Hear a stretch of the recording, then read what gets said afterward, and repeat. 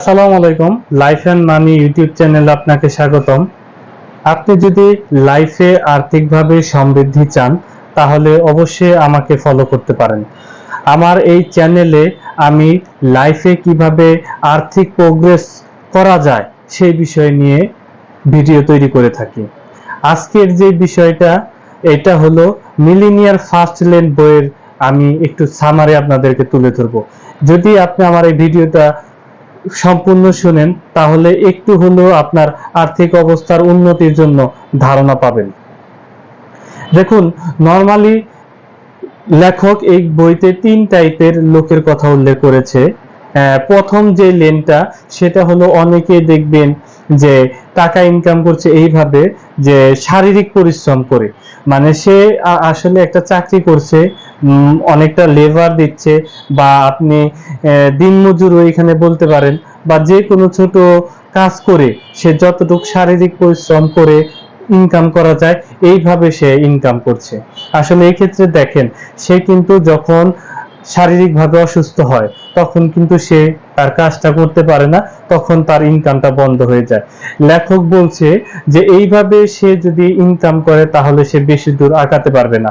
যদি তার অনেক হাই ইনকামও হয় তারপরেও সে কিন্তু বেশি দূর আগাতে পারবে না। কারণ কি, আমাদের শারীরিক সুস্থতা বা শারীরিক সক্ষমতা কিন্তু একটা লিমিটেড। আপনি কিন্তু সারা দিন পরিশ্রম করতে পারবেন না। তো লেখক বলছে যে এই ধরনের লোক আসলে দীর্ঘ সময়ের জন্য আপনার একটা যে আপনার আর্থিক যে উন্নতি সেটা করতে পারে না। দ্বিতীয় শ্রেণীর একটা লোক আছে যারা মনে করেন তারা ব্যবসা করছে, কিন্তু তারা নিজেরা না থাকলে সেই ব্যবসাটা বন্ধ হয়ে যায়। ধরুন, আপনি একটা আপনার ব্যবসা আছে কিন্তু সেটাকে আপনি সেই ব্যবসাটা রান করেন। যখন আপনি ওই ব্যবসায় উপস্থিত থাকতে পারেন না কোনো ব্যক্তিগত কাজে বা জরুরি কাজে বা শারীরিক অসুস্থতার কারণে, আপনাকে কিন্তু ওই ব্যবসাটা বন্ধ রাখতে হয়। এটাকেও লেখক বলেছে এক প্রকার চাকরি। এই লোকেরাও আপনার আপনার দীর্ঘমেয়াদে ধনী হতে পারে না। আপনি এই শ্রেণীর লোকেরা, লেখক বলেছে, যদি তারা ধনীও হয় তবে ধনী হতে হতে অনেক লেট হয়ে যায়।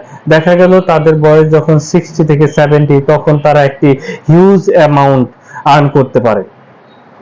লেখক এখানে স্পষ্ট করে বলছে, যদি আপনি 60 থেকে 70 বছরে যাওয়ার পরে আপনার কাছে একটা হেলদি অ্যামাউন্ট থাকে, সেটার কোনো অর্থ নেই, কারণ সেটা আপনি উপভোগ করতে পারবেন না। কারণ আপনি যখন ইয়াং বয়সে ঘুরতে যাবেন, একটা এনজয় করবেন, সেটার যেই আপনার আনন্দ, আপনি যদি ইয়াং বয়সে আপনি একটা গাড়ি ড্রাইভ করেন, সেইটার যে আনন্দ সেটা কিন্তু আপনার 60-70-তে সেই আনন্দটা থাকবে না। আপনি এখন এয়ারে করে আপনি কক্সবাজার যাওয়ার পরে এনজয় করলেন, আবার এয়ারে করে ব্যাক করলেন, এইটার যে আনন্দ সেটা কিন্তু 60 বা 70-তে যাওয়ার পর আপনার হবে না। তখন আপনার শারীরিক বিভিন্ন অসুস্থতা দেখা দিবে। তখন আপনি ডাক্তারের কাছে যাওয়ার জন্যই আপনি ব্যস্ত থাকবেন। আপনার খাবারের মধ্যে লিমিটেশন আসবে, চলাচলে রেস্ট্রিকশন আসবে। তাই লেখক বলছে এইটা হচ্ছে মানে আপনার মিলিনিয়ার হওয়ার ফার্স্ট লেন না। এখন যেটা বলবো সেটাই হলো আপনার যারা ইতিহাসে মিলিনিয়ার, বিলিনিয়ার, ট্রিলিনিয়ার হয়েছে তারা এই ট্র্যাকটা ইউজ করে। সেটা হলো তারা একটা প্যাসিভ ইনকাম বা একটা সিস্টেম তৈরি করে, একটা সিস্টেম তৈরি করে যেখানে তারা ফিজিক্যালি যদি সেখানে প্রেজেন্ট নাও থাকে তারপরেও তাদের ইনকাম বিল্ড হয়।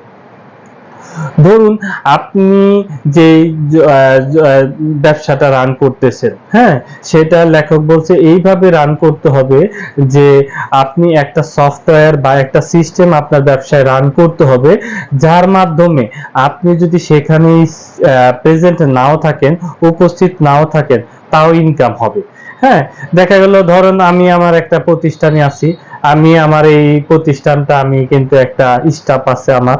হ্যাঁ, আমি যখন প্রেজেন্ট নাও থাকি তখন ওই স্টাফটা আমি তারে দূর থেকে, বর্তমানে তো একটু আপনার আধুনিক যুগ, বিভিন্ন আপনার হোয়াটসঅ্যাপে বা মেসেঞ্জারে আমি তার সাথে কানেক্ট থাকি, কোনো দরকার হলে সে আমাকে প্রোডাক্টের ছবি পাঠায়, সেটা সম্পর্কে তাকে আমি বিস্তারিত বলি।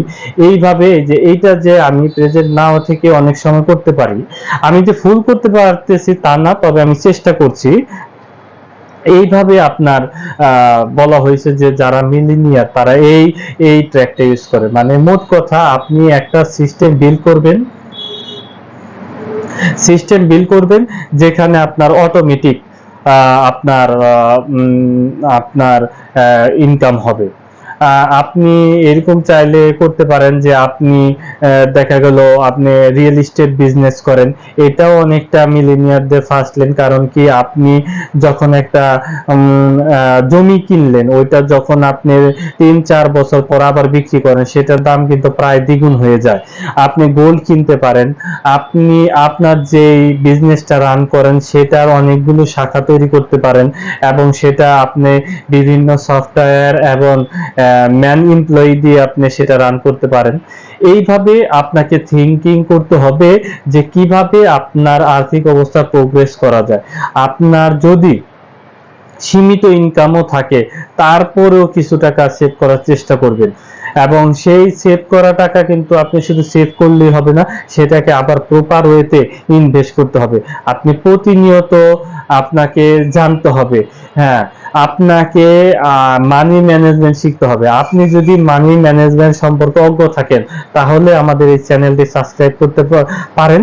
আমরা এখানে মানি ম্যানেজমেন্ট সম্পর্কে বিভিন্ন আইডিয়া দিয়ে থাকি। আসসালামু আলাইকুম, ধন্যবাদ।